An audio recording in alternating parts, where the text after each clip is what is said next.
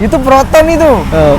Itu pengeluar dari proton ya, kerjaan dari proton. Yang dijelek-jelekan si misteri itu tadi. Yang intinya kalau misteri ini belum pergi ke Malaysia, saya rasa ini tak akan habis lah. Betul. Jadi Jangan lupa subscribe YouTube channel Tamaji Seruput. Ya. Oke, terima kasih. sahabat, assalamualaikum warahmatullahi wabarakatuh. Salam sejahtera bagi sahabat-sahabat semua dimanapun berada. Semoga senantiasa sehat walafiat, dimurahkan rezekinya, panjang umurnya, amin. Nah sahabat, kali ini saya berada di kampung saya, tepatnya di perumahan Araya sahabat. Nah, saya kedatangan tamu kawan dekat saya, kebetulan sama-sama ex pernah kerja di Malaysia. Nah, kita akan sharing banyak pengalaman beliau semasa beliau berada di Malaysia. Begitu juga nanti kita akan menanggapi saat sekarang ini yang tengah panas di media sosial. Nah, seperti apa video menariknya sahabat? Mari kita jumpai beliau. Halo. Halo. Gimana kabarnya dia? Alhamdulillah Sehat. sehat. Sehat. Jadi sudah lama ya nggak datang ke rumah ya? Ya, sudah semenjak saya pulang dari Malaysia itu bulan puasa. Oh ya, bulan puasa berarti kurang lebih 6 bulanan ya? Ya, Semua sehat? Alhamdulillah. Keluarga, sehat. family semua? Alhamdulillah Oke, ya. sehat semua. Nah sahabat, nampaknya beliau ini sudah 6 bulan di Rumah. Indonesia. Gimana, nggak kangen sama ini kerjaan di Malaysia? Waduh. Dengan teman-teman, dengan nasi lemaknya? Waduh, kalau ngomongin masalah kangen itu pasti Pak, setengah mati kangennya saya. Iya, betul, Ya, betul. saya minta doa saja kepada Bapak dan juga kepada netizen Bapak juga, penonton Bapak, semoga dapat rezeki, ada masa nanti kita boleh datang ke sana. Amin. Nah ya sahabat, mohon doanya sahabat, mudah-mudahan saya bersama dengan Daniel Story ini nanti sahabat bisa datang ke Malaysia untuk melepaskan rindu ya. Ya, Apalagi saya sudah 3 tahun meninggalkan Malaysia yang sudah begitu lama kita cari rezeki di sana ya. Nah begitu juga dengan Zainal, Ya. berapa tahun? apanya menanya rezekinya? Masa di 8 Malaysia? tahun. 8 tahun sahabat. Jadi banyak istilahnya yang dirindui daripada Malaysia. Dan kita sangatlah berterima kasih dengan Malaysia karena Betul. adanya lapangan pekerjaan di Malaysia, kami boleh mencukupi keluarga di kampung halaman dan juga boleh memperbaiki ekonomi di kampung. Keluarga, Ya, betul. keluarganya. Nah, sekali lagi sahabat, saya bersama dengan channel Story mengucapkan banyak-banyak terima kasih kepada negara Malaysia dan sahabat-sahabat di sana. Berkat kita bekerja di negara Malaysia, kita boleh memperbaiki ekonomi keluarga kita di kampung ya. Ya, betul-betul. Nah, sahabat, kita akan tanya kepada Adik Zainal, Ya, pengalaman beliau semasa di Malaysia. Apa saja yang dirindui daripada Malaysia selepas 6 bulan beliau tidak ke Malaysia, berada di kampungnya, tidak lagi ke Malaysia. Apa Adik Zainal yang dirindui? Yang pertama yaitu majikan saya. Oh, atau majikan. bos saya. Karena bos saya itu menganggap saya bukan kuli, bukan pekerja. Oh, Masya Macam Allah. keluarga sendiri. Macam keluarga sendiri. Iya, macam tak ada Jarang bedanya. sahabat yang punya majikan serupa ini. Nah, lepas itu yang kedua, orang-orang Malaysia di sana. Karena kenapa saya ingat? Karena di saat saya itu melakukan kesalahan, namanya orang kan pasti ada kesilapan. Betul. Melakukan kesalahan itu diingatkan. Mungkin karena kita ini sesama umat Islam dan kita ini sama-sama jiran, macam abang adik lah ya. Nah, mungkin diingatkan macam itu. Dan yang kedua lagi tentang kuliner ataupun makanan. Kulinernya. Apa kulinernya? Yang pertama itu roti cane, saya tak boleh lupa itu. Sama dengan saya, roti canai ya. Oh. Sama kita. Ya, yang kedua itu nasi lemak. Nasi lemak ya. Yang ketiga nasi kandar. Nasi kandar. Tapi, karena ketiga-tiganya itu paling sedap kalau dimakan di pagi hari. Di pagi hari untuk sarapan. Iya, untuk sarapan. Dan minumnya teh tarik. Teh tarik. Sama kita. Dan di sini kita cari di sini agak ini ya susah untuk ya. Adapun di sini rasanya berbeda. Sudah beda. Bukannya saya tangkap sedap Indonesia dan Malaysia, karena menyesuaikan selera. Dan yang satu lagi, kalau makan roti canai di sini biasanya selalunya kalau saya suka makan roti canai di Malaysia gunakan kuah dal. Oh, Kari dal. Tapi di sini susah. Nah, sahabat, itu jadi yang dikangeni di channel tadi adalah majikan yang sangat baik ya. baik, ya. Jadi yang pertama beliau sangat perhatian terhadap di channel, walaupun dia bekerja tapi dia majikannya tidak menganggap beliau sebagai kuli kuli atau pekerja. bawaan dia. Tadi dianggap seperti saudara keluarga sendiri. Kedua, masalah kuliner sahabat. Jadi kuliner yang dirindukan di Malaysia adalah pertama roti canai, nasi lemak, dan nasi kandar. Nah, kemudian kembali ke topik yang saat sekarang ini, kita Ya. sebagai orang yang pernah bekerja di Malaysia, ya kan? Jadi menanggapi berita-berita yang ada di media sosial, yang tengah hangat ini yang ya. tengah hangat-hangat ini. Itu menurut saya gini Pak ya, saya itu bukan menyalahkan salah satu pihak, karena ada oknum, saya tak mau sebut nama lah, itu yang cakapnya itu hanya mengandalkan Google, bukannya kita mencari fakta di lapangan, dia itu mencari di Google.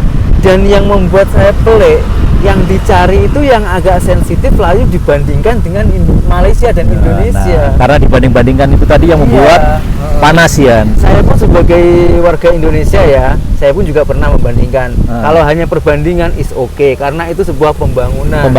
Jadi ada nilai positifnya ya. Ya, karena kalau negara ini tak ada negara maju manapun, Tak ada. itu pun pasti menerima kritikan. Kritikan. Jadi ini kita anggap sebagai kritik untuk membangun ya. Iya. Nah, sekarang kan begini. Jadi dengan adanya beberapa tanggapan yang tidak pernah datang ke Malaysia dan dia hanya mengandalkan atau mencari berita di media seperti di Google. Nah, di channel ini kan sudah 7 tahun di Malaysia. 8 nah, tahun, 8 tahun ya.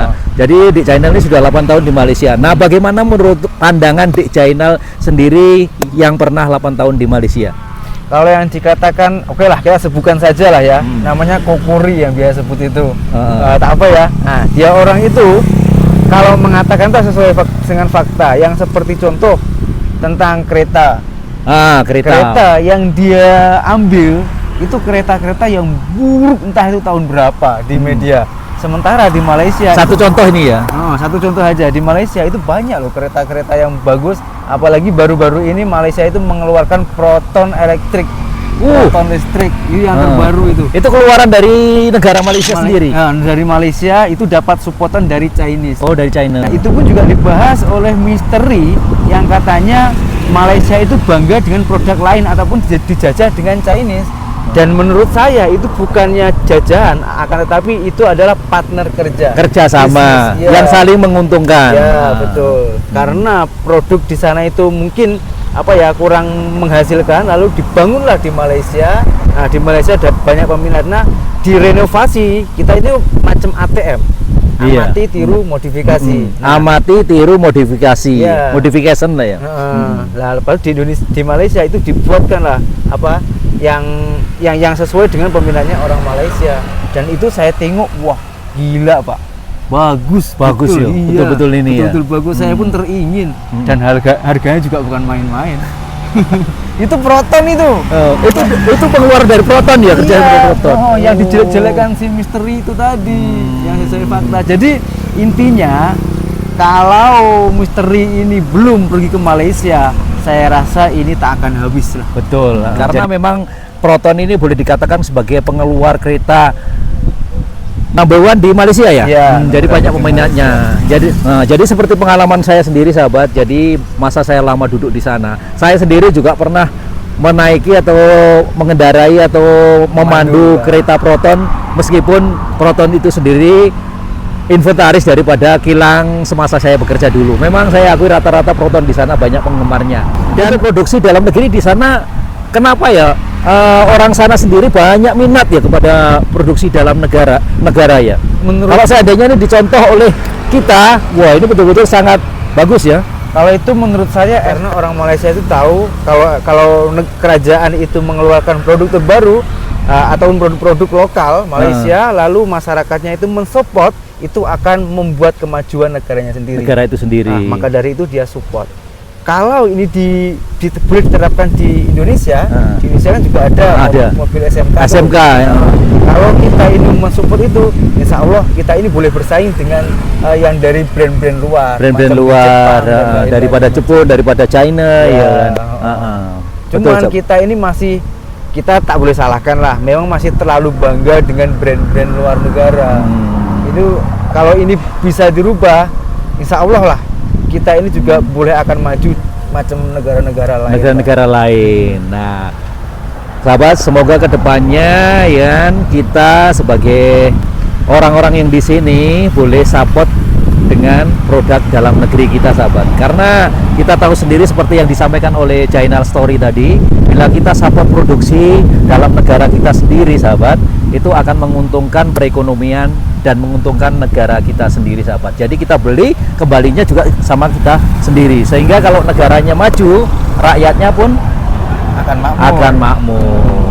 Dan banyak juga lah ya TikToker ataupun YouTuber TKI ataupun TKW saat ini yang berada di Malaysia itu melontarkan opini sini, dilemparkan ke sana.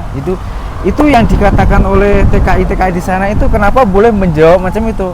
Karena dia orang itu tahu fakta. Tahu fakta, betul. Jadi tidak hanya berdasarkan membaca saja ya. Ini bukannya saya ini membantu salah satu pihak, karena saya sendiri itu 8 tahun kerja di sana itu. Iya, di China ini 8 tahun dan saya 20 tahun. Jadi kita sudah tahu banyak bagaimana kondisi kita semasa di Malaysia.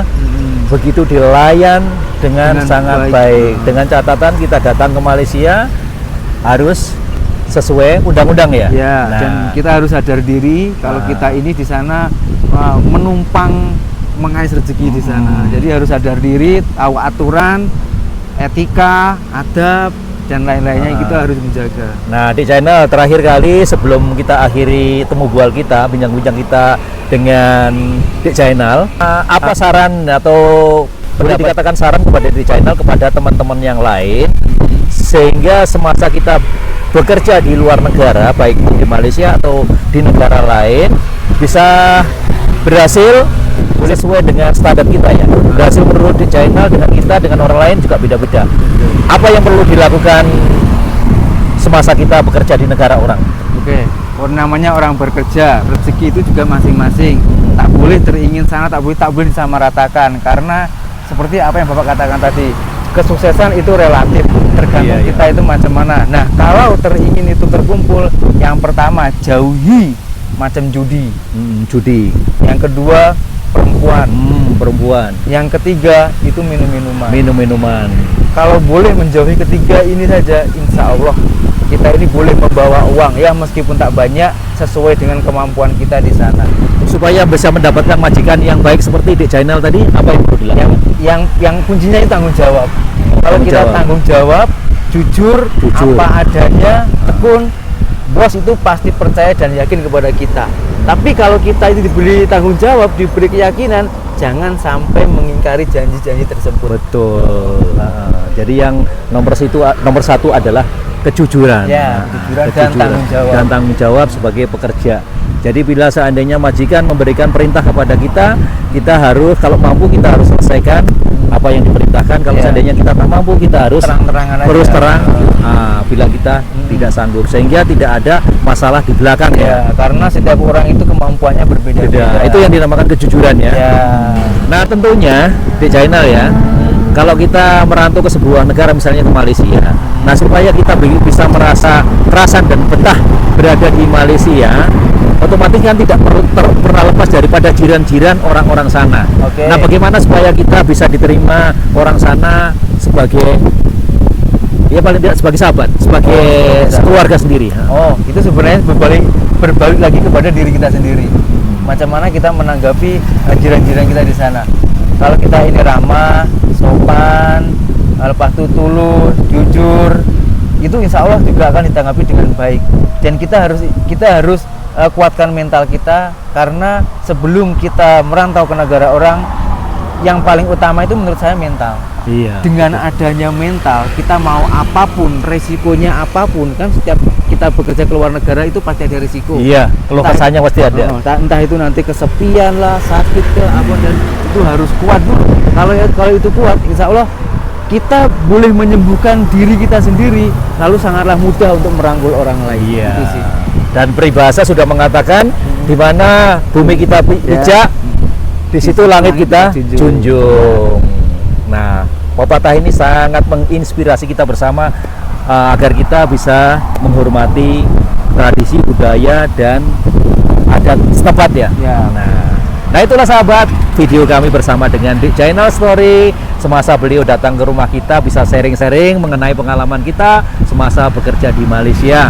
Semoga video saya bersama dengan Channel Story bisa memberikan informasi bermanfaat dan motivasi kepada teman-teman lain yang saat sekarang ini tengah berjuang untuk memperbaiki ekonomi keluarganya. Saya Tamaji Serumpun, Saya Channel Story. mohon diri, terima kasih sudah menonton. Lebih dan kurangnya mohon maaf. Jangan lupa terus sokong channel Tamaji Serumpun dengan cara subscribe, like, dan komen. Channel Story juga subscribe, like, dan komen. Terima kasih. Wassalamualaikum warahmatullahi wabarakatuh. I love you Indonesia, I love you Malaysia.